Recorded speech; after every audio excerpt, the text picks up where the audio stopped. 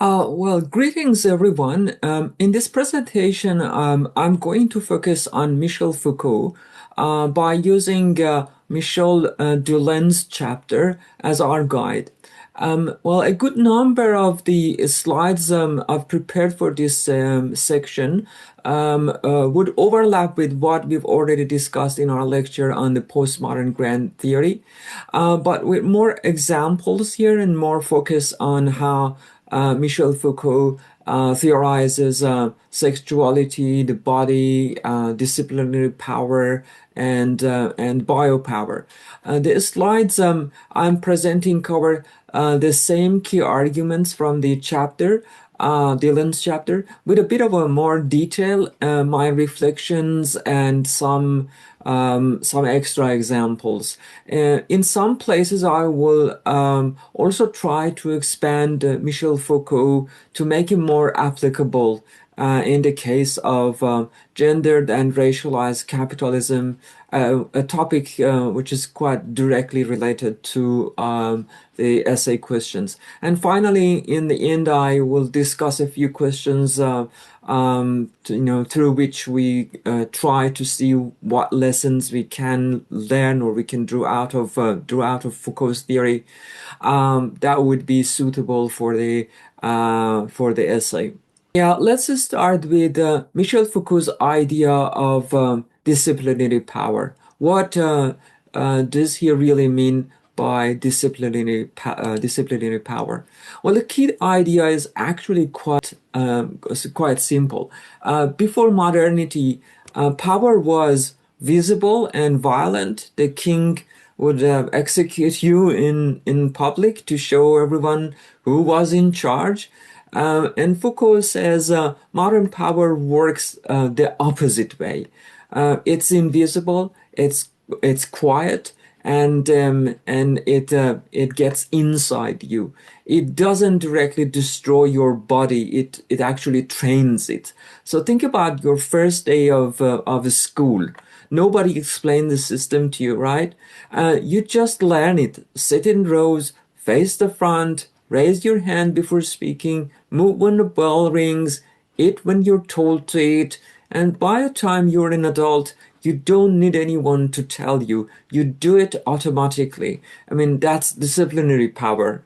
It doesn't force you, it shapes you until you force yourself. So Foucault calls the result docile bodies. That sounds passive, but his point is the opposite. Docile bodies are useful bodies. The whole point of discipline is to make people more productive, more efficient, more predictable. The factory needs workers who arrive on time, repeat precise movements, and don't resist. The army needs soldiers who march in formation without thinking. The hospital needs patients who stay in bed, take medication on the schedule, and don't wander. Discipline produces the kind of body each institutions needs. Now, the panopticon. Foucault draws on the example of panopticon. This is Foucault's most famous image, I would say. It's a prison designed by the British philosopher Jeremy Bentham in the 18th century. So a circular building, cells rounds outside, the guard tower in the center. The guard can see into every cell. The prisoners can never see whether the guard is watching or not. So what happens in this case? Well, the prisoners start behaving as if they are always being watched because they might be. The actual guard becomes much less necessary, and the prisoners watch themselves, and that's the model. Now apply it to today. For example, CCTV cameras. You don't know if anyone's monitoring the feed, right? But you behave differently because camera is there. Open plan offices, for instance, your boss might not be watching, but you can't be sure, so you look busy. Your phone, you carry a tracking device voluntarily. Fitness trackers. Nobody makes you count your steps. You monitor yourself, you set targets, you feel guilty when you miss them. And that's the panopticon without walls. That's the panopticon internalized by you. So the insight we get here is that the most effective power is the power you don't notice because you've made it your own. You're not being forced to count your steps. You're not being forced to check your phone.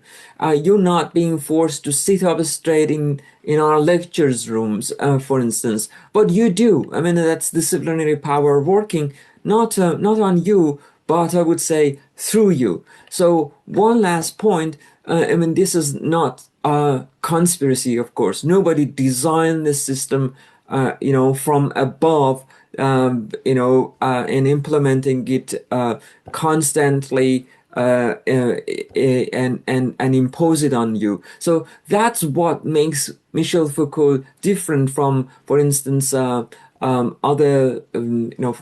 theories that pay more attention to coercive force, or some sort of, I would say, simplified Marxist accounts, for instance.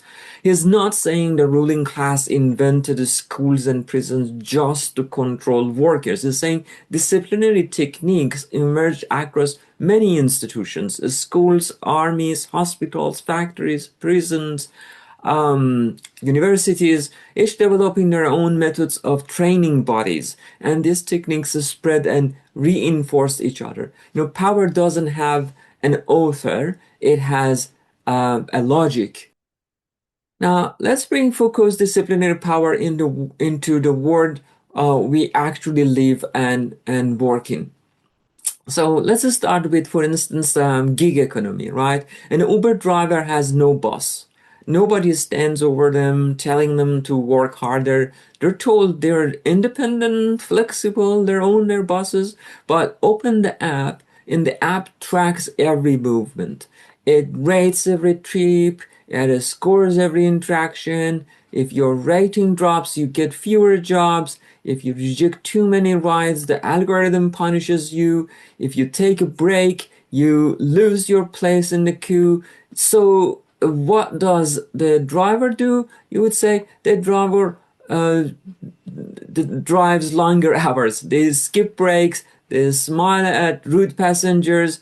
They discipline themselves not because a manager told them, but because the algorithm rewards compliance and punishes resistance. So the panopticon doesn't need a guard tower anymore. It fits in your pocket, and the brilliance of it, the truly Foucauldian part is that the driver believes they are free.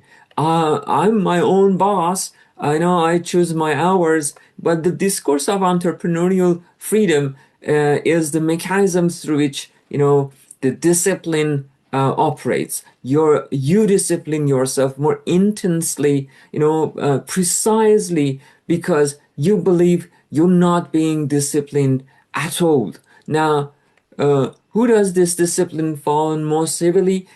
Foucault tells us that disciplinary power shapes all bodies, but it doesn't shape all bodies equally. And this is where we need to push Foucault further than he himself went. So think about who's actually driving those Ubers and delivering those, for instance, the delivery orders. Disproportionately migrants, of course, racial minorities, people, locked out of more secure employments, the younger people.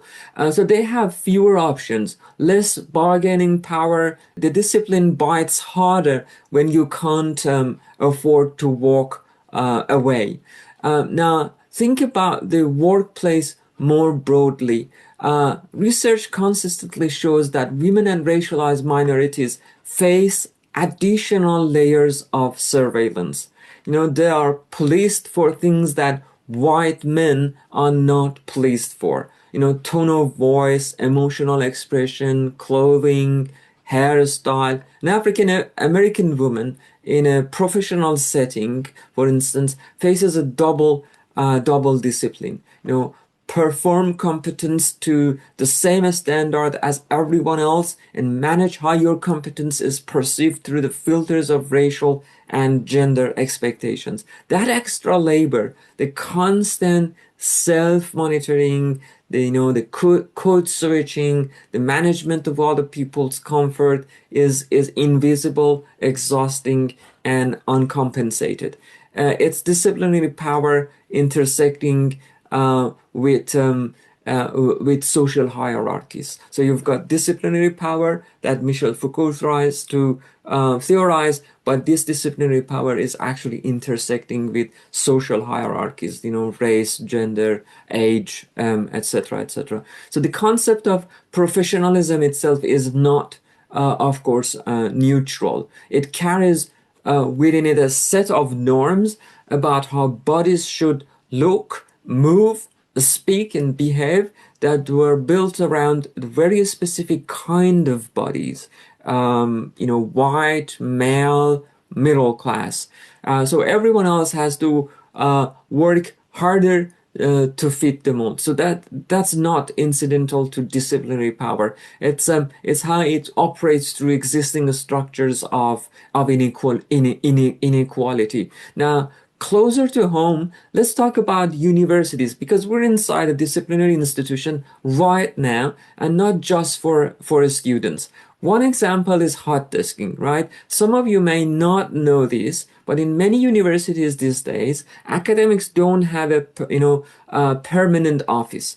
You arrive, you find a desk, you sit there for the day, and then you leave. The justification is flexibility, efficiency, and even sustainability by saving space and cutting energy consumption. So the effect is constant, but the effect is constant visibility. No private space, no door to close. Everyone can see you, whether you're at desk and what you're doing, and you lose your autonomy. You lose the ability to make a space your own, to concentrate on intensive reading that you need as an academic, intensive writing that you need as an academic. That is taken away from you. So you become quite interchangeable. Any desk, any day, any time. That's disciplinary technique, I would say. It's not presented as surveillance. It's presented as modern,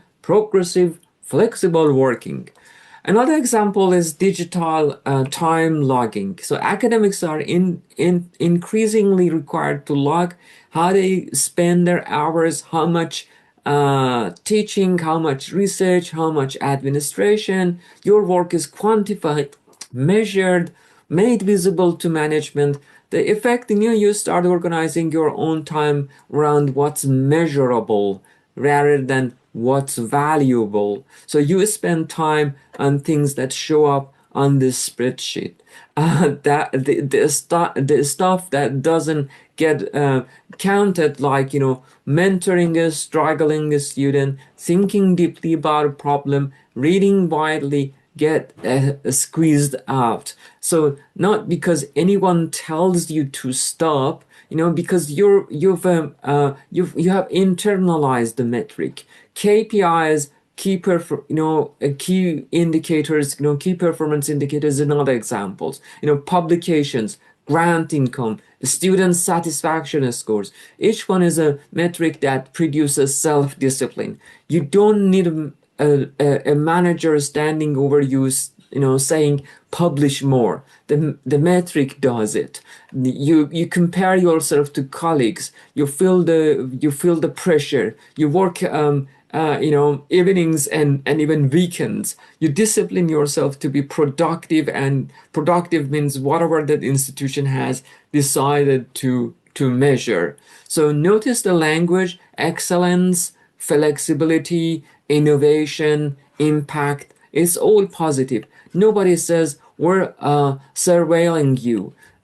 They say we're supporting your professional development. That's exactly how disciplinary power works. So it operates through norms that feel aspirational rather than rather than coercive. So you're not being forced, you're being optimized. So and the moment you feel anxious about your publication count at 2 o'clock in the morning, Foucault is vindicated. You have become your own panopticon. So the key insights across all three examples, discipline doesn't is that discipline doesn't arrive announcing itself as power. It arrives as opportunity, flexibility, professionalism, excellence, and it doesn't fall equally. It targets some bodies more than others because existing hierarchies, dominate who gets watched more closely,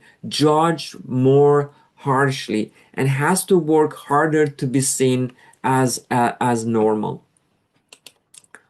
So in order to extend Foucault's idea of disciplinary power, we need to ask, does it shape everyone the same way? Foucault himself didn't say much about this, but the thinkers who came after him, particularly feminist and critical race theorists or scholars, pushed his framework in a direction it needed to go. So the answer to that question is no.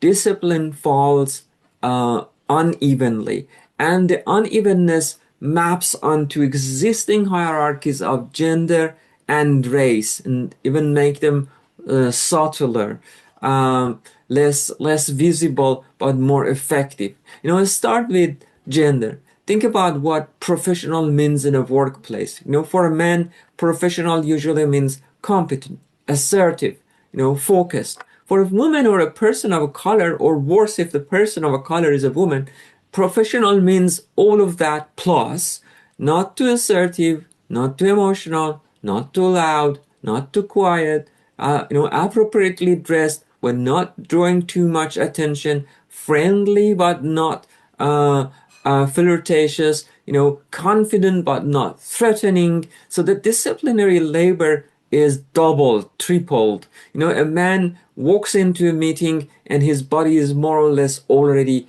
correct. A woman walks into the same meeting and has to actively manage how she's perceived, her tone, her posture, her facial expressions, her clothing, her makeup, on top of doing the actual work. And that's not, paranoia. It's the rational response to a disciplinary environment where women are, evaluated on criteria that men normally usually don't face. So, and this is measurable. Studies consistently show that women receive more comments on personality and behavior in performance reviews. Too abrasive, could be more collaborative, needs to smile more. These are the feedback comments. While men receive normally reviews that focus on skills and outcome. So the discipline is real. We want to learn how to self-monitor, because the consequences of not self-monitoring are quite real for them. Passed over for promotion, labeled difficult, or pushed out of projects or collaborations or teams or whatever. Now, when it comes to, for instance, the case of race, the issue of race, the surveillance is even harsher and I would say more visible here. A black teenager in a shopping center is watched more closely by security than a white teenager doing exactly the same thing. That's not a metaphor for the panopticon. It's a panopticon operating through racial, I would say, profiling. So in schools, black children are disciplined more frequently and more harshly for the same behaviors as white children. The data on this is overwhelming and consistent across countries. So the disciplinary gaze falls harder in some bodies than others. But the subtler dimension is the self-regulation such a thing would produce. If you know you're being watched more closely, if your experience has taught you that your body is treated as more suspicious, more threatening, more out of place, you develop an additional layer of self-discipline that others don't carry. You manage your voice, your gesture, your facial expressions, to preempt the judgment that is going to come. So the stereotype of the angry black woman doesn't just describe, it disciplines. So if a black woman knows that any expression of frustration by them will be read through that kind of a stereotype, she learns to suppress frustration, to perform calm, to do the emotional work of making mainstream colleagues comfortable. That's an extra shift of disciplinary labor, which is unpaid, unrecognized, and extremely exhausting. And this is what scholars mean by intensification of race and gender in disciplinary power. It is not that race adds one layer and gender adds another. They multiply. A black woman in a professional setting doesn't face the sum of racism plus sexism. She faces a specific combined form of surveillance and self-regulation that neither a white woman nor a black man faces in quite the same way. Two thinkers have developed this, furthest. Angela Davis showed, for instance, how prisons, Foucault's central example of disciplinary power, have always operated as racial institutions. The prison doesn't just discipline bodies in the abstract, regardless of people's races. In the United States, it disproportionately disciplines black and brown bodies, and it does so in a way that are continuous with the history of slavery and segregation. So the disciplinary institution and racial domination are not separate systems. They are quite fused. So Judith Butler, who will engage uh, uh, with much more in the coming sessions, adds the gender dimension to this. Butler's argument is that gender itself is a disciplinary system. So you don't have a gender and then gender gets discipline.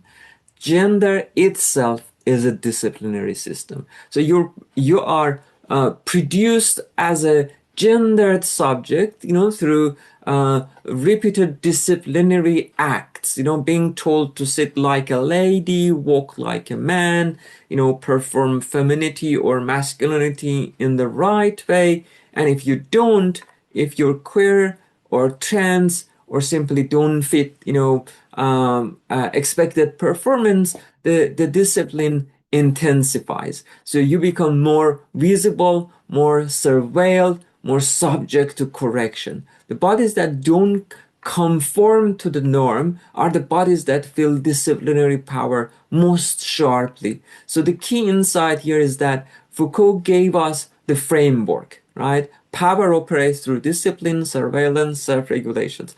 But his framework was too abstract about whose bodies bear the heaviest burden. And when you add race and gender or sexual orientation, you say that disciplinary power is not a neutral machine, operating equally on everyone. It is a machine calibrated to existing hierarchies, and some bodies are forced to do far more disciplinary work on themselves just to be treated as normal. That's what we should keep in mind when we talk about resistance later, because if discipline falls unequally, then resistance is also not equally available or exercised. The person experiencing less disciplinary power because they belong to, for instance, to the mainstream ethnicity, and thus, with less to lose, um, can resist most freely, although they may prefer not to resist, so they would maintain their relatively privileged status, relative to the other groups of people. But the person already under the most, surveillance has least room to push back. So that's a political problem and not just a theoretical one, and may tell us why the modern systems of power are much more efficient than the older ones, the coercive ones. So in the next episode, we will explore Michel Foucault's idea of biopower, which is very closely related to the idea of disciplinary power.